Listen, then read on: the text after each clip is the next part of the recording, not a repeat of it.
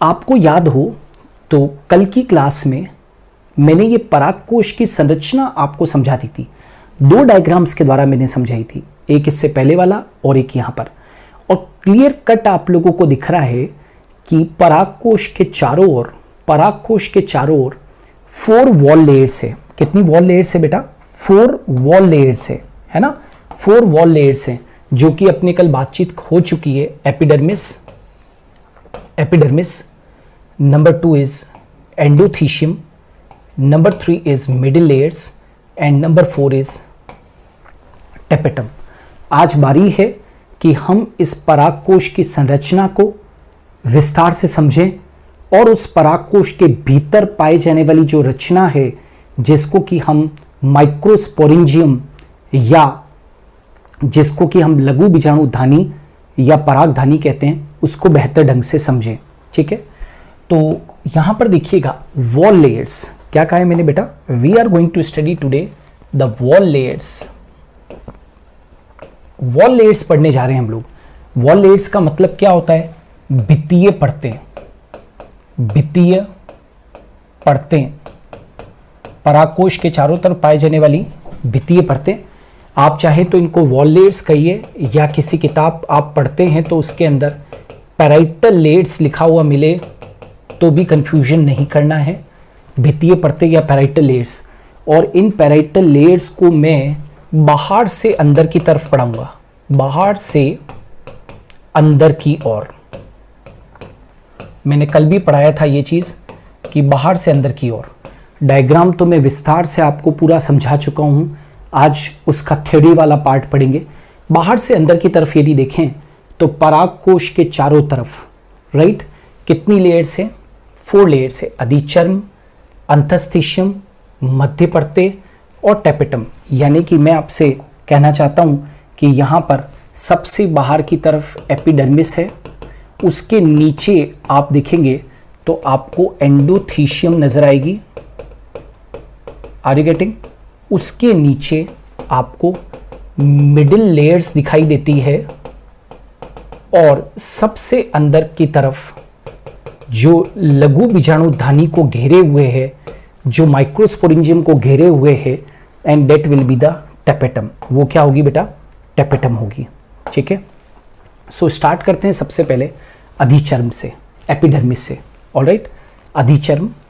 देखिए, अधिचर्म जो है वो सबसे बाहरी एक कोशिकीय परत है, सिंगल सेल लेयर है।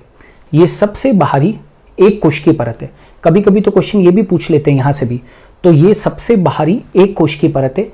It is a single celled layer, single cell layer है, तथा इसका कार्य सुरक्षा है। वैसे भी एपिडर्मिस का काम ही क्या होता है? सबसे बाहर की तरफ है बेटा, तो इसका काम होता है कि सुरक्षा देना, परागकोश को सुरक्षा देना। ठीक है, और इसकी जो उत्पत्ति हुई है वो प्रपशु कोशिका से नहीं हुई है। याद रखें, ये जो बाकी की तीनों है, बाकी की तीनों कौन कौन सी बेटा? ये वाली जो तीनों लेयर्स है, इन सब की जो उत्पत्ति है वो धीरे धीरे हम आगे बढ़ेंगे तो हम बताएंगे कि इन सब की उत्पत्ति आर्कीस्पोरियल सेल से हुई है। इन सब की उत्पत्ति किससे हुई है? आर्कीस्पोरियल सेल से हुई है। लेकिन ये जो एपिडर्मिस है, जो सबसे आउटरमोस्ट लेयर है, इसकी उत्पत्ति आर्कीस्पोरियल सेल से नहीं होती है। बाकी तीनों, अंतस्थीशियम, मध्य परते और टेपेटम। तो यदि आपसे पूछे कि कौन सी परागकोश के चारों तरफ मिलने वाली वो कौन सी वॉल लेयर है जिसकी उत्पत्ति आर्कीस्पोरियल सेल, हिंदी में मैं बोलूं तो प्रपशु कोशिका से नहीं हुई है, तो आप बोलोगे एपिडर्मिस। क्लियर? नाउ अब थोड़े से एक्सेप्शंस की बात करते हैं, कुछ एक्सेप्शंस की बात करते हैं। आर्क्यूथोबियम, ये नाम कल भी आया था, जिसमें आप याद करो मोनोस्पोरेंजिएट कंडीशन थी। मोनोस्पोरेंजिएट कंडीशन थी मतलब केवल एक बीजाणुधानी थी। याद है? मोनोस्पोरेंजिएट, आर्क्यूथोबियम। तो पहली बात तो मन में प्रश्न उठता है कई बच्चों के कि आर्क्यूथोबियम क्या है?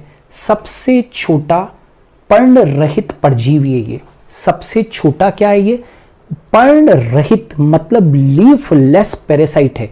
क्या है ये? लीफलेस पैरासाइट है, राइट, आर्क्यूथोबियम।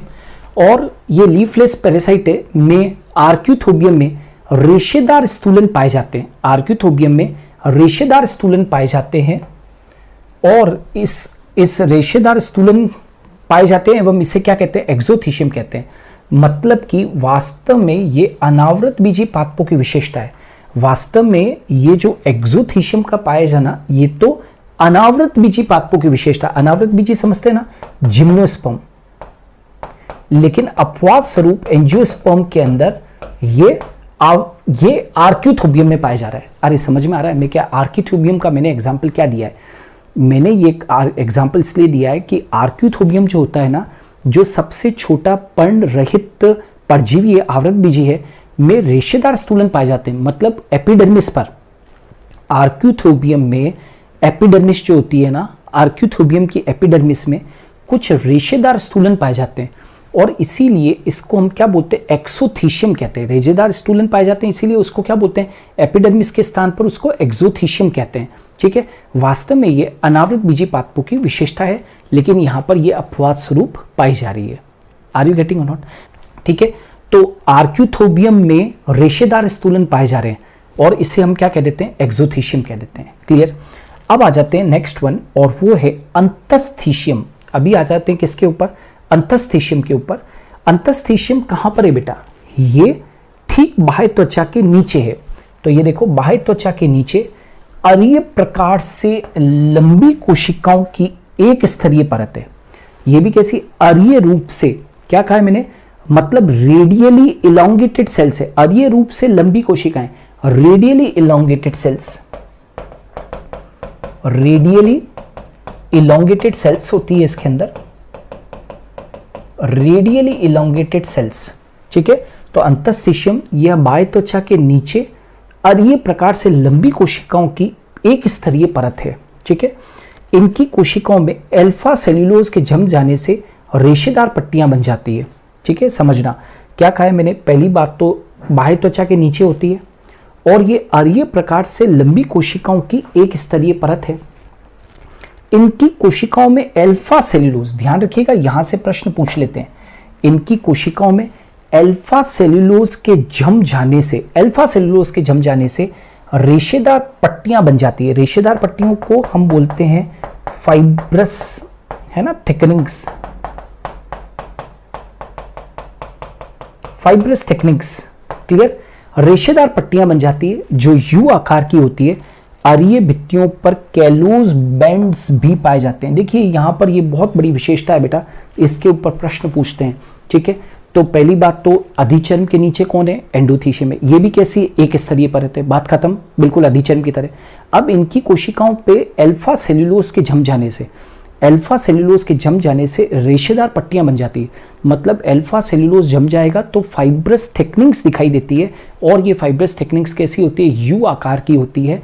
और इतना ही नहीं, अरीय भित्तियों के ऊपर कैलोज बैंड्स भी पाए जाते हैं, अरीय भित्तियों पर कैलोज बैंड्स भी पाए जाते हैं। तो ये जो रेडियली इलोंगेटेड सेल वो कैसी होती है, ये मैं आपको बताना चाहूंगा। यहां पर रेडियली इलोंगेटेड सेल्स कैसी है वो आप देखिएगा। रेडियली इलोंगेटेड सेल जो हमने कहा ना, ये कि रेडियली इलोंगेटेड सेल्स होती है ये, तो ये इस तरीके से, यदि मैं आपके सामने एंडोथीशियम लेयर को बनाऊं मैं, तो एंडोथीशियम लेयर कुछ इस तरीके से, यहां पर सेल्स कुछ इस तरीके से होगी, ये सेल्स कुछ इस तरीके से होगी, और इनके ऊपर ऐसे रेशेदार स्थूलन पाए जाएंगे। ये वाले, ये जो कहा ना मैंने, रेशेदार स्थूलन, रेशेदार पट्टियां या स्थूलन, और वो रेशेदार स्थूलन किस पदार्थ के बने हुए हैं, डेट इज अल्फा सेल्यूलोज के बने हुए। राइट, तो ये ध्यान रखना आप। और अरीय भित्तियों पर कैलोज बेंड्स भी पाए जाते हैं। अरीय भित्तियों के ऊपर क्या पाए जाते हैं, कैलोज बेंड्स भी पाए जाते हैं। कैलोज एक प्रकार का कार्बोहाइड्रेट है बेटा, कैलोज एक प्रकार का कार्बोहाइड्रेट है। क्लियर? कैलोज एक प्रकार का कार्बोहाइड्रेट है, यहां तक क्लियर? आगे बढ़ते हैं। रेशेदार पट्टियों के कारण, अभी रेशेदार पट्टियां थी ना उसके ऊपर, रेशेदार पट्टियां मतलब कि ऐसे फाइब्रस स्ट्रैंड्स होते हैं। तो रेशेदार पट्टियों के कारण जो अंतस्थीशियम होती है, एंडोथीशियम होती है, एंडोथीशियम को क्या कहते हैं इसको, एंडोथीशियम कोशिकाओं को, एंडोथीशियम की कोशिकाओं को क्या कहते हैं, आर्द्रताग्राही की प्रकृति कैसी होती है, एंडोथीशियम कोशिकाओं की प्रकृति आर्द्रताग्राही हो जाती है। आर्द्रताग्राही समझते हो, हाइग्रोस्कोपिक हो जाती है। Are you getting? और ये पट्टियां परागकोश के स्फुटन में बहुत बहुत क्या करती है, मदद करती है ना। ये पट्टियां क्या करती है, परागकोश के स्फुटन में, स्फुटन समझते हो ना, स्फुटन का मतलब क्या होता है बेटा, डिहिसेंस। अब परागकोश का डिहिसेंस कैसे होगा, परागकोश कैसे बर्स्ट होगा, वो प्रॉपर टाइम आ जाने दो, मैं एक एक वर्ड आप लोगों को पढ़ाऊंगा। तो रेशेदार पट्टियों के कारण, मैंने क्या कहा, एंडोथीशियम पर रेशेदार पट्टियों के कारण अंतस्थीशियम कोशिकाओं की जो की प्रकृति आर्द्रताग्राही हो जाती। रेशेदार पट्टियों के कारण, याद रखना, रेशेदार पट्टियों की उपस्थिति के कारण जो एंडोथीशियम की कोशिकाएं की प्रकृति आर्द्रताग्राही हो जाती है, हाइग्रोस्कोपिक हो जाती है। हाइग्रोस्कोपिक का मतलब होता है कि आर्द्रताग्राही, आर्द्रता को ग्रहण करने वाली, ठीक है। और यही पट्टियां आगे चलकर परागकोश के स्फुटन में बहुत बहुत मददगार होगी, है ना। जब भी मैं परागकोश का स्फुटन पढ़ाऊंगा, यानी कि एंथर का डिहेसेंस पढ़ाऊंगा, तब मैं आपको ये बताऊंगा कि चारों परतों में से, परागकोश के चारों तरफ जो 4 परतें, भित्तीय परतें, उनमें से एंडोथीशियम ही वो परत है, अंतस्थीशियम ही वो परत है जो परागकोश के स्फुटन में क्या होगी, सहायक होगी, ठीक है। एक नोट डाल रखा है, कुछ कोशिकाओं में इस प्रकार की पट्टियां व कैलोज बैंड नहीं पाए जाते हैं। कुछ कोशिकाओं के अंदर, याद रखना, एंडोथीशियम की सभी कोशिकाओं में अल्फा सेल्यूलोज की थिकनिंग्स पाई जाती है, तंतुमय थिकनिंग्स पाई जाती है, और साथ के साथ कैलोज बैंड्स भी पाए जाते हैं। लेकिन कुछ ऐसी कोशिकाएं हैं एंडोथीशियम की, जहां पर न तो अल्फा सेल्यूलोज की पट्टियां और ना ही कैलोज बैंड्स पाए जाते हैं। जानते हो इन्हें क्या कहते हैं, स्टोमियम कहते हैं। और परागकोश का स्फुटन इन्हीं स्थानों से होता है, इन स्थानों से होता है, मतलब स्टोमियम वाले भाग से ही परागकोश का क्या होता है, परागकोश का दैट इज स्फुटन होता है ना। जैसे कि मान लीजिए कि ये परागकोश है, राइट, ये परागकोश है, तो ये यहां पर इस जगह पर मान लीजिए ये, और यहां पर ऐसे स्टोमियम पाया जाता है, राइट। और स्टोमियम वह जगह है जहां पर न तो कैलोज बैंड्स और ना ही अल्फा सेल्यूलोज की पट्टियां पाई जाती है। सोचो जरा, यदि पट्टियां पाई जाती तो वो भाग जो है वो कठोर हो जाता, थिक हो जाता, तो फिर परागकोश के स्फुटन में क्या आ जाती, दिक्कत आ जाती, परागकोश के स्फुटन में दिक्कत आ जाती।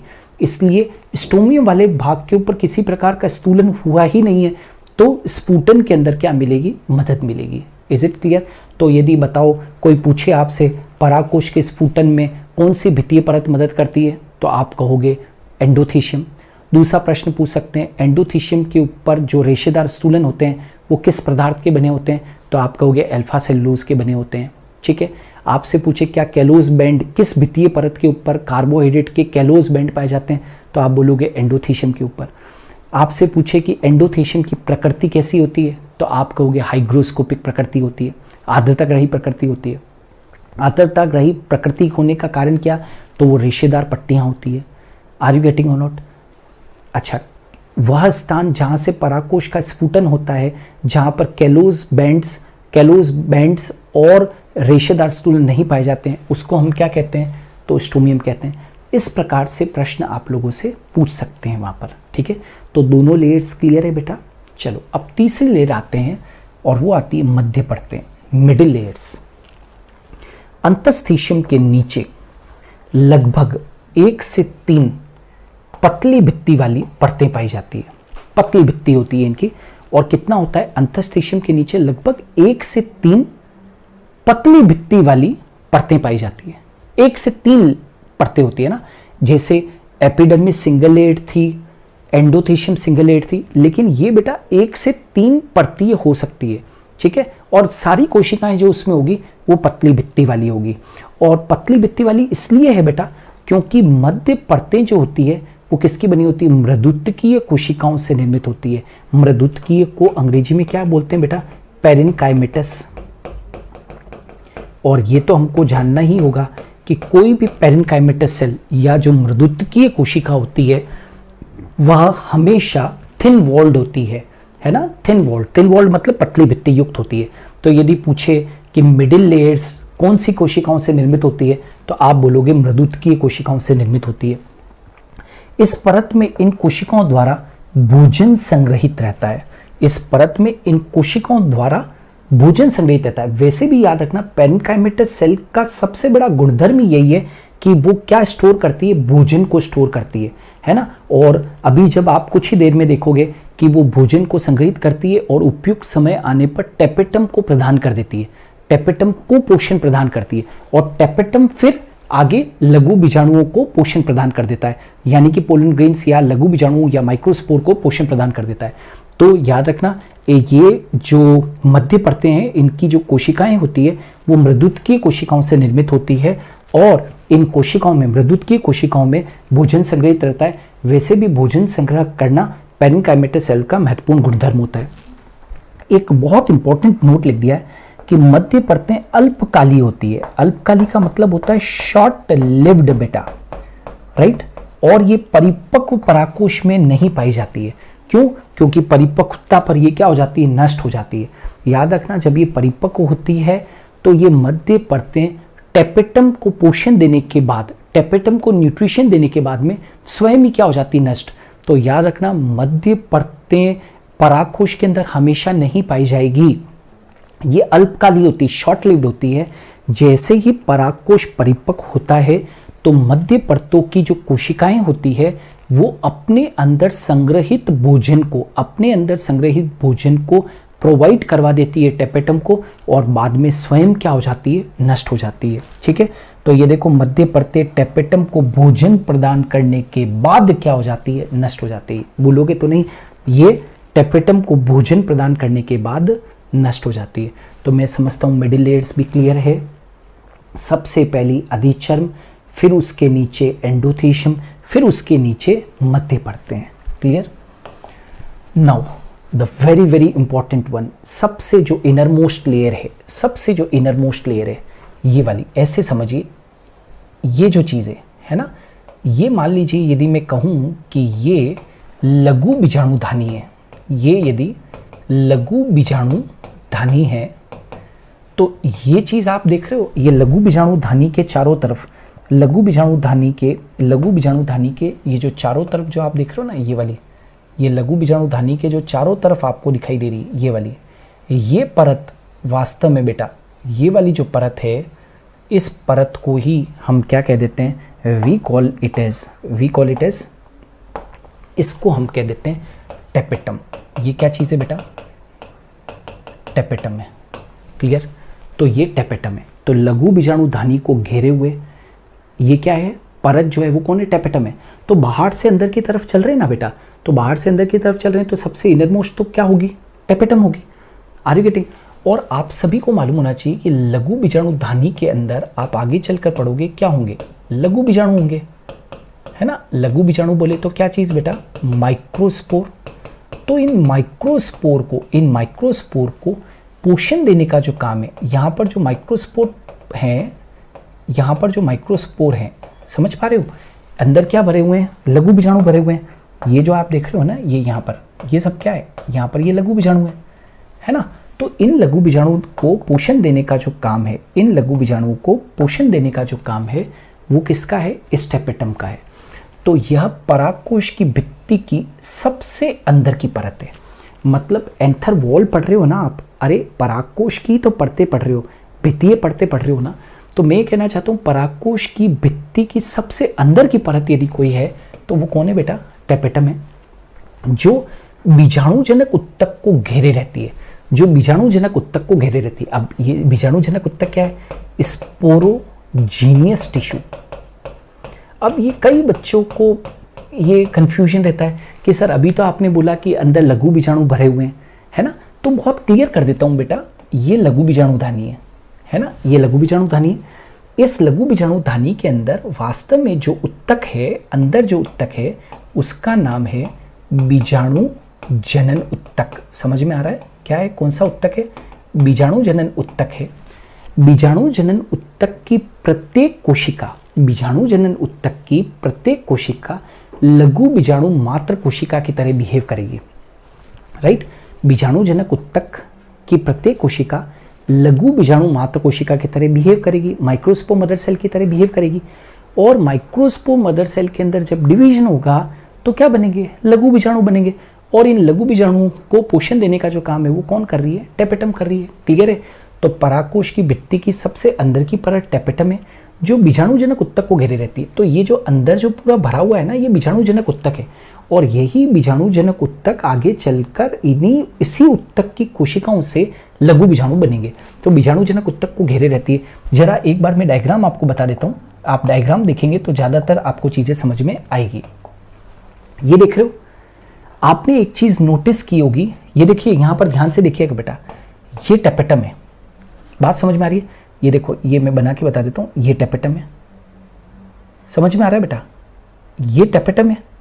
अब टेपेटम के अंदर की तरफ लघु बीजाणु धानी के अंदर क्या भरा हुआ है, ये देखो क्या लिखा हुआ है, स्पोरोजीनियस टिश्यू।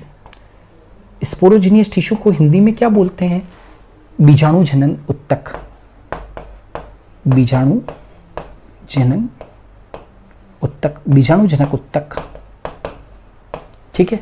तो यही बीजाणुजनक उत्तक जो है ना बेटा, यही बीजाणुजनक उत्तक की कोशिकाओं को क्या कहेंगे, बीजाणुजनक कोशिका।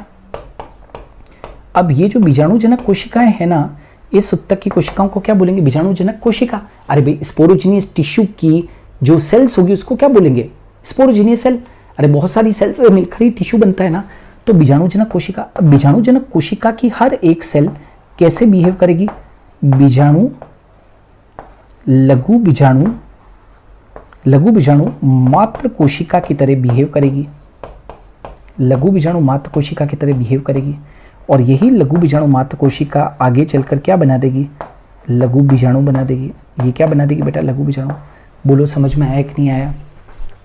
अंदर क्या भरा हुआ है, स्पोरोजीनियस टिश्यू, हिंदी में बोलते हैं बीजाणुजनक उत्तक। यही बीजाणुजनक उत्तक जो है, यही बीजाणुजनक उत्तक की प्रत्येक कोशिका क्या कहलाएगी, बीजाणुजनक कोशिका। बीजाणुजनक कोशिका ही कैसे व्यवहार करेगी, लघु बीजाणु मात्र कोशिका, microspore mother cell. Microspore mother cell से क्या बनेंगे, लघु बीजाणु बनेंगे। समझ में आया कि नहीं आया बेटा, ठीक है।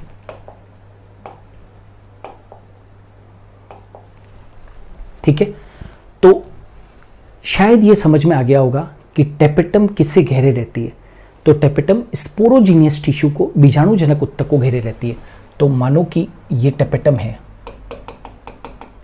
ये टेपेटम है, तो इसके अंदर क्या है, बीजाणुजनक उत्तक है, ठीक है। टेपेटम भी एक कोशिकीय परत है, एक कोशिकीय परत है।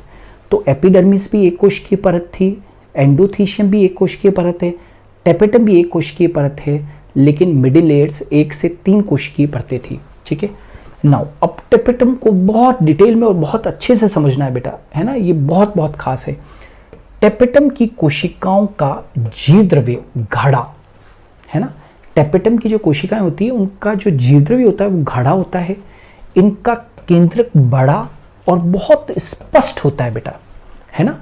They have dense protoplasm, big nucleus and clear nucleus, ये भूलना नहीं है। टेपेटम की कोशिकाओं का जीवद्रव्य गाढ़ा होता है, प्रोटोप्लाज्म, इस पूरा प्रोटोप्लाज्म जो है विस्कस गाढ़ा होता है, केंद्रक यहाँ पर बड़ा होता है और केंद्रक बेटा क्या होता है, स्पष्ट भी होता है। याद रखना, प्रारंभ में टेपेटम की कोशिकाएं डिप्लॉइड होती है, very very important.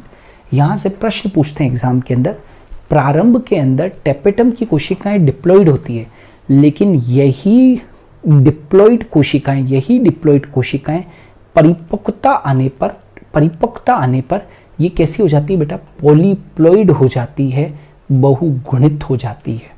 Are you getting, मतलब ये 2n से इसका प्लॉइडी लेवल बढ़ जाता है। बहुगुणित समझते हो ना, यदि गुणिता का स्तर, प्लॉइडी स्तर बढ़ जाए, द्विगुणिता तो क्या होती है, डिप्लॉइड का मतलब क्या है, 2n है, लेकिन प्लॉइडी 2n से बढ़ जाए तो 3n, 4n, 5n, 6n, तो उसको क्या बोलते हैं, पॉलीप्लॉइड। मैं ये कहना चाहता हूं, टेपेटम की कोशिकाएं परिपक्वता आने पर डिप्लॉइड के स्थान पर पॉलीप्लॉइड हो जाती है। इस पॉइंट को भूलना नहीं है। इतना ही नहीं, यदि पूछे कि टेपेटम की कोशिकाओं मल्टीन्यूक्लिएट होती है या सिंगल न्यूक्लिएट होती है, तो बोलोगे मल्टीन्यूक्लिएट होती है। देखो छोटी छोटी चीजें बेटा, एक भी वाक्य नहीं छोड़ूंगा, एक भी चीज नहीं छोड़ूंगा, बस वो आपके ऊपर है कि आप कितना डेप्थ में पढ़ते हैं।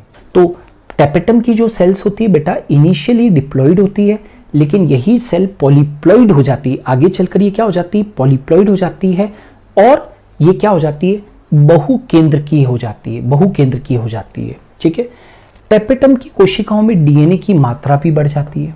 आगे चलकर टेपेटम की कोशिकाओं में डीएनए की जो अमाउंट है वो मात्रा भी बढ़ जाती है। मतलब मैं कहना चाहता हूँ कि टेपेटम सबसे भीतरी परत है, ये लघु बीजाणु धानी के अंदर जो भरा हुआ बीजाणुजनक उत्तक है उसको ये घेरे रहती है। ये भी सिंगल लेयर्ड होती है, जीवद्रव्य गाढ़ा होता है, केंद्रक स्पष्ट होता है, राइट, केंद्रक बड़ा होता है। प्रारंभ के अंदर ये सेल्स डिप्लॉइड होती है, लेकिन बाद में परिपक्वता आने के ऊपर ये बहुगुणित या पॉलीप्लॉइड हो जाती है। इनमें डीएनए की मात्रा भी बढ़ जाती है और ये बहुकेंद्रकीय हो जाती है। ठीक है, अभी टेपेटम समाप्त नहीं हुई है, टेपेटम के बारे में भरपूर मैं और पढ़ाऊंगा आप लोगों को। ठीक है, नाउ टेपेटम की कोशिकाएं मध्य परतों से पोषण प्राप्त करती है। एक बात बताओ, टेपेटम के ऊपर कौन है, मध्य परतें, और आपको मालूम है मध्य परतें मृदुतक कोशिकाओं की बनी थी और उनमें बेटा भोजन संग्रहित था। और मैंने अभी आपको कहा था कि परिपक्वता आने के ऊपर जो मिडिल लेयर्स की जो सेल्स है वो भोजन प्रदान कर देती किसको, टेपेटम को, और स्वयं नष्ट हो जाती। तो टेपेटम की कोशिकाएं मध्य परतों से पोषण प्राप्त कर क्या करती है, विकसित होते लघु बीजाणुओं को पोषण प्रदान करती है। इसीलिए तो इसको पोषक परत कहा गया है, न्यूट्रिटिव लेयर कहा गया है। इसको क्या कहा गया है बेटा, न्यूट्रिटिव लेयर। समझ में आ रहा है क्या कहा मैंने, टेपेटम की कोशिकाएं मध्य परतों से पोषण ले लेगी, और पोषण लेने के बाद में भाई इधर क्या है, टेपेटम के बाहर क्या है, इधर क्या है, मिडिल लेयर से, तो ये मिडिल लेयर से क्या ले लेगी, पोषण ले लेगी, और पोषण लेने के बाद में यहां से ये पोषण ले लेगी, और पोषण लेने के बाद में लघु बीजाणु धानी के अंदर स्थित लघु बीजाणु है उनको ये पोषण प्रदान कर देगी। इसीलिए तो इसको हम क्या कहते हैं, न्यूट्रिटिव लेयर के नाम से जानते हैं, इसको न्यूट्रिटिव लेयर के नाम से जाना जाता है। नाउ अब टेपेटम के प्रकार ये बेटा एनसीईआरटी के अंदर एक्सप्लेन नहीं कर रखे हैं, है ना, लेकिन जब आप क्वेश्चन करने बैठोगे तो बहुत सारे क्वेश्चंस इसके ऊपर दे रखे हैं। तो ये कॉन्सेप्ट आप लोगों का क्लियर होना चाहिए। काफ़ी लोगों का ये कॉन्सेप्ट क्लियर नहीं है, यहाँ पर क्लियर करके जाना। बेटा ये टेपेटम दो प्रकार की होती है और इसको तो आपको समझना ही पड़ेगा अच्छे से, क्योंकि एनसीईआरटी में दे भी नहीं रखा है। Are you getting? So tapetum दो प्रकार की होती है, एक तो होती है अमीबॉइड टेपेटम, इसको अमीबॉइड टेपेटम या इन्वेसिव टेपेटम या पेरीप्लाज्मोडियम टेपेटम अलग अलग नाम से जानते हैं। क्यों कहते हैं ये नाम, अभी सब आएगा, वेट एंड वॉच। और दूसरी जो है ग्रंथिल या स्त्रावी टेपेटम। ठीक है, तो टेपेटम दो प्रकार की, लेकिन जो एडवांस्ड टाइप की टेपेटम है, जो एडवांस्ड टाइप की जो टेपेटम है, एडवांस्ड टाइप की टेपेटम वो कौन सी है, ग्रंथिल टेपेटम है ना। और जैसे कैप्सुला वगैरह है, तो कैप्सुला वगैरह के अंदर भी जो कि एक टिपिकल एंजियोस्पर्म है, उसके अंदर भी ये ग्रंथिल या स्त्रावी टेपेटम ही पाई जाएगी। क्लियर? अमीबॉइड टेपेटम जो होती है वो याद रखना, अमीबॉइड टेपेटम जो है वो कुछ ही प्लांट्स के अंदर मिलती है, लेकिन जितने भी एडवांस्ड प्लांट्स होते हैं उनके अंदर ये मिलती है। कौन सी, ग्रंथिल या स्त्रावी टेपेटम। दोनों में क्या फर्क है वो देखिए, थोड़ा सा बेटा समझ के करना पड़ेगा, फोकस करना। ठीक है, ये आद्य एंजियोस्पर्म में मिलती है। आद्य मतलब समझते हो बेटा, प्रिमिटिव एंजियोस्पर्म्स, है ना। ये एडवांस में मिल रही है, तो ये किस में मिलेगी, प्रिमिटिव, ये बेटा प्रिमिटिव एंजियोस्पर्म्स के अंदर मिलेगी। आद्य एंजियोस्पर्म मतलब प्राचीन एंजियोस्पर्म्स में। इस प्रकार की टेपेटम मध्य स्तर से सारा भोजन अवशोषित कर लेती है, जिससे मध्य स्तर मृत हो जाता है। ये क्या काम करती है, मध्य, ये जो टेपेटम होगी वो मध्य स्तर से सारा भोजन, मतलब वो जो मध्य स्तर की जो पेरेन्काइमेटल सेल्स है उनसे सारा भोजन अवशोषित करेगी, और जिसके कारण मध्य स्तर तो क्या हो जाएगा, मृत, बात खत्म। अब आरंभ में टेपेटम संग्रहित भोजन को, जो टेपेटम की सेल्स ने जो मध्य परतों से भोजन का अवशोषण किया ना, वो कहां गया, तो आरंभ में टेपेटम भोजन को विशेष प्रकार की, आरंभ में टेपेटम संग्रहित भोजन को विशेष प्रकार की खाद्य कणिकाओं में रूपांतरित कर देता है, और ये जो खाद्य कणिकाएं होती है इनको बोलते हैं बेटा प्रोटोप्लास्ट काय। वेरी वेरी इंपॉर्टेंट, आपको आना चाहिए। समझ में आ रहा है? क्या किया, आरंभ में जो टेपेटम है ना उसने मध्य परतों से पोषण लिया और पोषण लेने के बाद में विशेष प्रकार की जो खाद्य कणिकाएं थी उसमें रूपांतरित कर दिया। विशेष प्रकार की खाद्य कणिकाओं के अंदर इन्होंने रूपांतरित कर दिया। जानते हो उन खाद्य कणिकाओं को जिनमें भोजन संग्रहित है उनको हम क्या बोलते हैं? प्रोटोप्लास्ट बॉडीज बन गई। क्लियर है? टेपेटम ने जो भोजन संग्रहित किया उसको उन्होंने कुछ कणिकाओं के अंदर संग्रहित कर दिया, उन कणिकाओं को प्रोटोप्लास्ट बॉडीज कहा है। Are you getting? चलो अब आगे आ जाते हैं। टेपेटम कोशिकाओं की आंतरिक भित्ति, अब टेपेटम कोशिकाओं की आंतरिक भित्ति घुलकर लघु बीजाणुधानी की गुहा में इन प्रोटोप्लास्ट काय को मुक्त कर देती है। अब क्या होता है, टेपेटम की जो कोशिकाएं होती है ना बेटा, वो टेपेटम कोशिकाओं की जो आंतरिक भित्ति होती है वो डिसॉल्व हो जाती है और डिसॉल्व होकर जो लघु बीजाणुधानी की जो गुहा है, ये है ना, ये लघु बीजाणुधानी, टेपेटम तो ये रही और इसके अंदर क्या है, ये अंदर गुहा है, लघु बीजाणुधानी की गुहा है, तो उसके अंदर इन प्रोटोप्लास्ट काय को ये मुक्त कर देगी। ये जो प्रोटोप्लास्ट काय है ना इसको क्या कर देगी बेटा? मुक्त कर देगी। बात खत्म। अंदर जाके मुक्त कर दिया। प्रोटोप्लास्ट काय किससे भरी हुई थी? भोजन से, लवरेज थी, भरी हुई थी।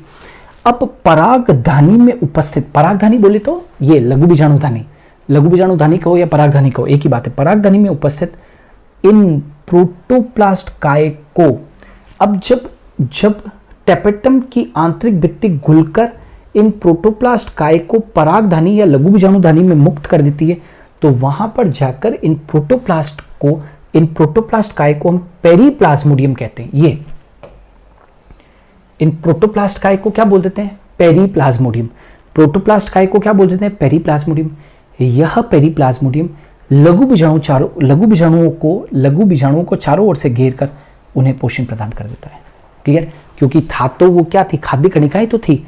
खाद्य कणिकाएं लघु बीजाणुधानी में आने के बाद में, यानी कि प्रोटोप्लास्ट काय लघु बीजाणुधानी में आने के बाद में किस में कन्वर्ट हो जाती है?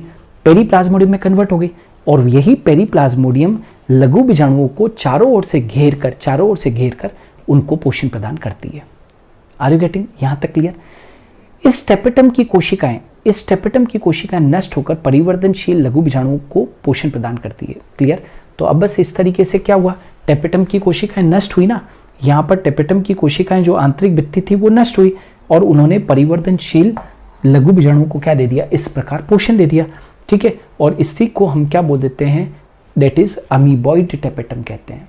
आ गया है? समझ में आ गया? एग्जाम्पल क्या है? ये टेपेटम बेटा सारे प्लांट्स में नहीं मिलती, या तो टाइफा में मिलती है, एलिस्मा में मिलती है और ट्रेडिस्केंशिया के अंदर मिलती है। किस किस के अंदर मिलती है? टाइफा, एलिस्मा और ट्रेडिस्केंशिया। क्लियर? टाइफा, एलिस्मा और ट्रेडिस्केंशिया के अंदर मिलती है। क्लियर है? तो बताओ क्या हुआ यहाँ पर? टेपेटम ने मध्य स्तर से भोजन को अवशोषित किया और अपने भीतर विशेष प्रकार की खाद्य कणिकाओं में संग्रहित कर लिया, जिनको उसने क्या कहा? प्रोटोप्लास्ट बॉडीज कहा।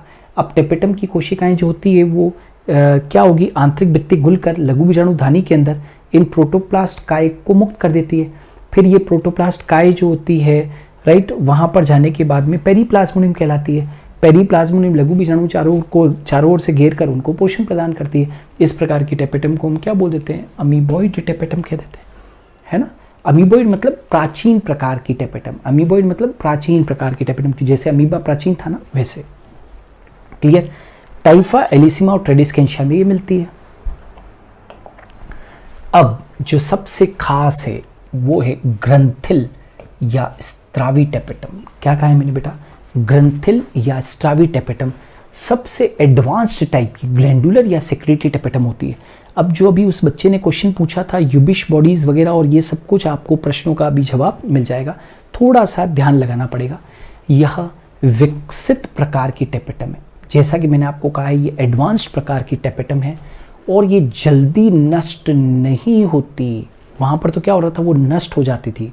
ठीक है, यह मध्य स्तर से अवशोषित पोषक पदार्थों को बीजाणुधानी की गुहा में स्त्रावित कर देती है।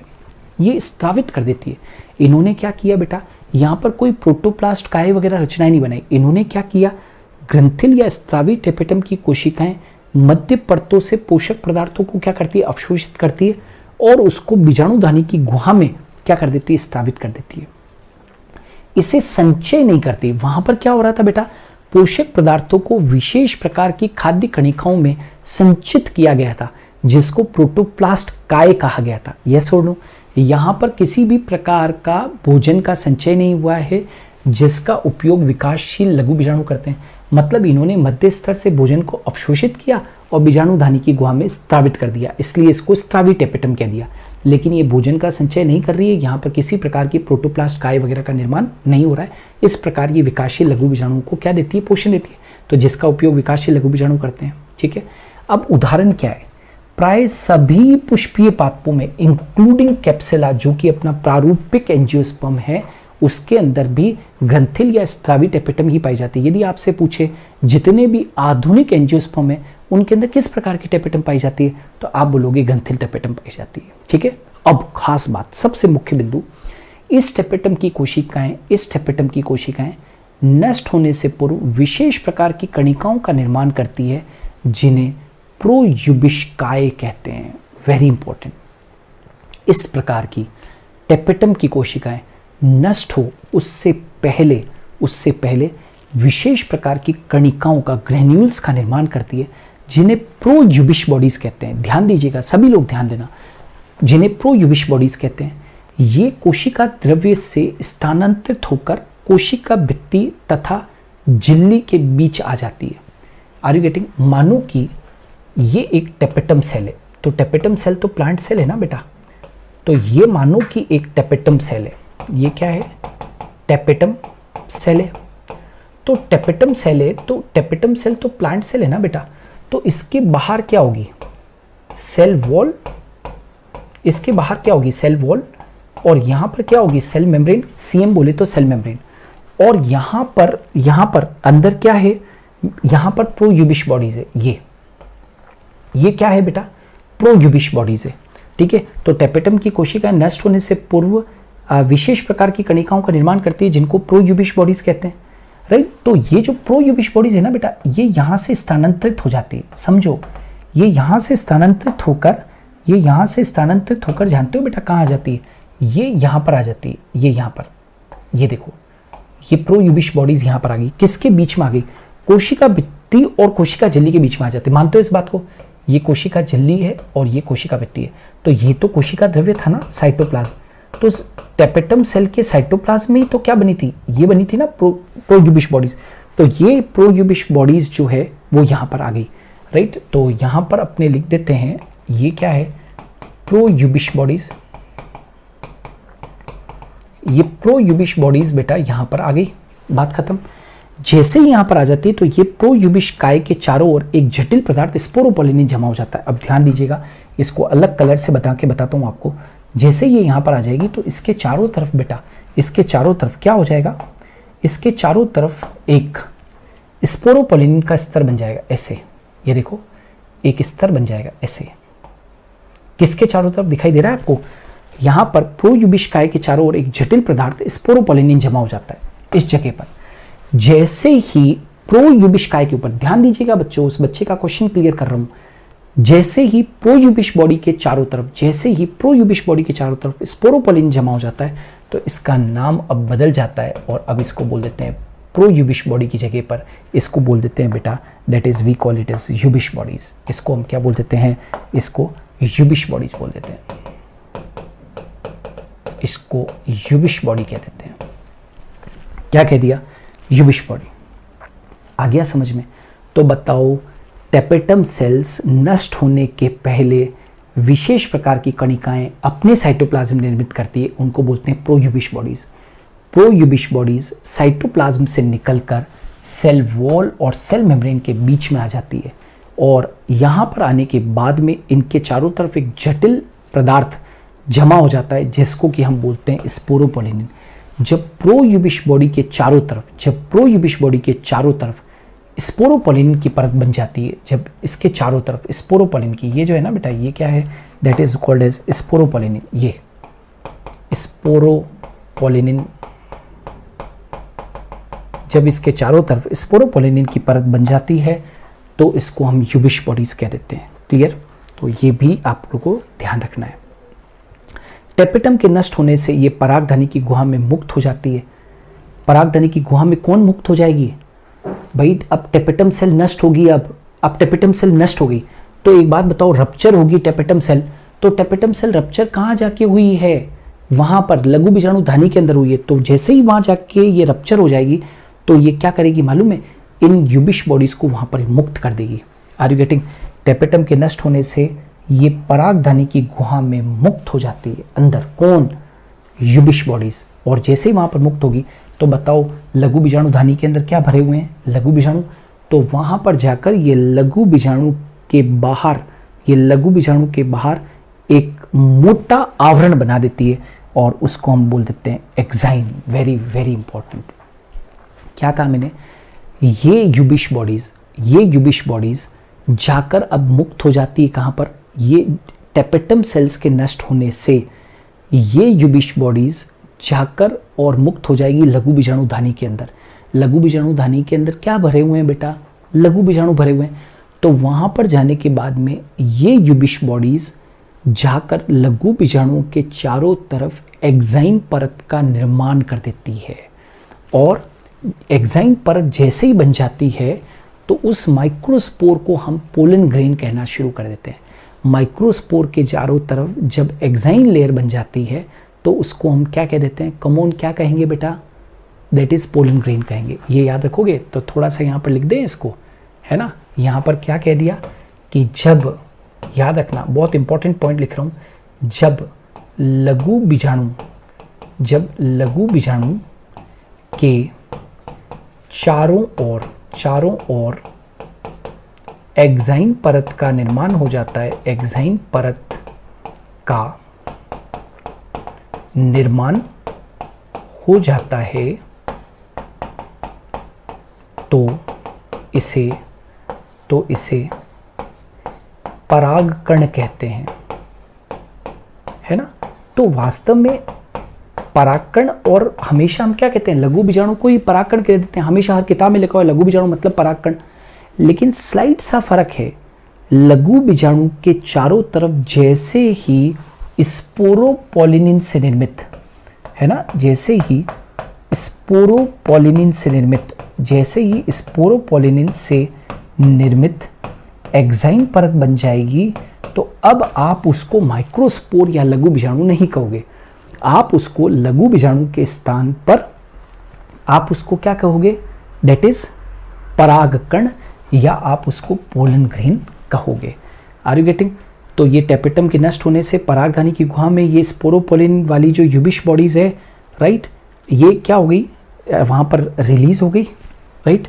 यूबिश बॉडीज रिलीज हो गई और रिलीज होने के बाद में उन्होंने लघु बीजाणुओं के ऊपर एक मोटा आवरण बना दिया, बाहरी आवरण। उसको हमने एक्साइन या क्या कह दिया? बाह्यचूल कह दिया। आर यू गेटिंग और नॉट? यहाँ तक क्लियर है बेटा, है ना। तो देखो यहाँ पर लास्ट जो अभी मैंने आज की क्लास के अंदर पढ़ाया आपको, वो किस तरीके से यूबिश बॉडीज बनती है और स्त्रावी टेपेटम क्या है वहाँ तक पढ़ा दिया है। सो आज के लिए इतना ही बेटा। कल की क्लास में पूरा के पूरा आपको लघु बीजाणु कैसे बनता है, माइक्रोस्पोर कैसे बनता है, इसके ऊपर अपने डिस्कशन करेंगे। So thanks a lot.